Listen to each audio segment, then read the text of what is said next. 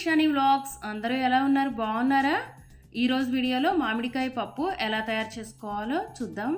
ఈ మామిడికాయ పప్పు రైస్ చపాతీ రెండింటిలోకి చాలా బాగుంటుంది. ఇప్పుడు దీన్ని ఎలా తయారు చేసుకోవాలో చూద్దాం. దీనికోసం ముందుగా స్టవ్ ఆన్ చేసి కడాయి పెట్టుకొని 1 కప్పు కందిపప్పు వేసుకొని ఫ్రై చేసుకోవాలి.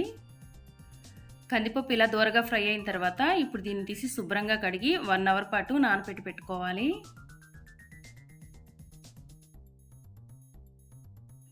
తర్వాత పుల్లగా ఉండే ఒక పచ్చి మామిడికాయ తీసుకొని శుభ్రంగా కడిగి చిక్కు తీసి చిన్న చిన్న ముక్కల్లా కట్ చేసి పెట్టుకోవాలి. కందిపప్పు నానిన తర్వాత కుక్కర్లో వాటర్ పోసి విజిల్ పెట్టి 3-4 విజిల్స్ వచ్చే వరకు ఉడికించుకోవాలి. పప్పు మెత్తగా ఉడికితే సరిపోతుంది. ఈ మామిడికాయ ముక్కల్ని ఒక గిన్నెలో వేసుకొని కొంచెం వాటర్ యాడ్ చేసుకోవాలి. అలానే ఒక ఆనియన్ ఇలా ముక్కలు కట్ చేసి వేసుకోవాలి. 4-5 గ్రీన్ చిల్లీ కూడా కట్ చేసి వేసుకోవాలి.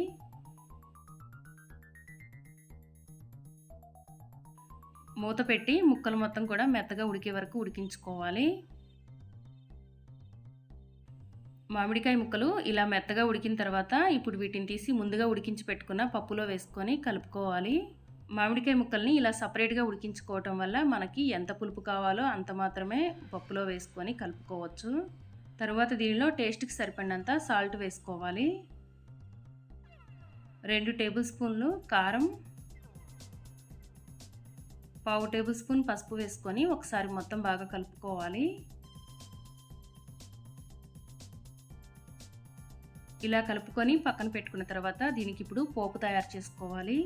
స్టవ్ ఆన్ చేసుకొని గిన్నె పెట్టుకొని 2 టేబుల్ స్పూన్లు ఆయిల్ వేసుకోవాలి. ఆయిల్ బాగా వేడైన తర్వాత 2-3 ఎండుమిరపకాయలు వేసుకొని ఫ్రై చేసుకోవాలి. ఎండుమిరపకాయలు ఫ్రై అయిన తర్వాత 1/2 టేబుల్ స్పూన్ పోపు దినుసులు వేసుకోవాలి. 4-5 వెల్లుల్లి కొంచెం దంచి వేసుకోవాలి.